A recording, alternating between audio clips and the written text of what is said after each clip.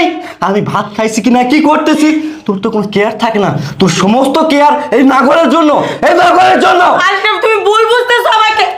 এই আমি কি ভুল বুঝবো? মধ্যরাতে অন্য একটা ছেলের সাথে, আমার কাজার ছেলের সাথে নোংরামি করতেছিস আর আমাকে বলতেছিস আমি ভুল বুঝতেছি? এই আমি কিসের ভুল বুঝবো?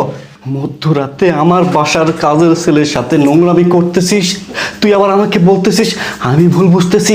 এই আমি নিজের চোখে যা দেখলাম তা কি করে অবিশ্বাস করব, তা কি করে অস্বীকার করবি বল? এই তোকে যদি আমার ভালো নাই লাগে, আমার সাথে যদি সংসার নাই করতে চাস, আমাকে তো বলতে পারতি।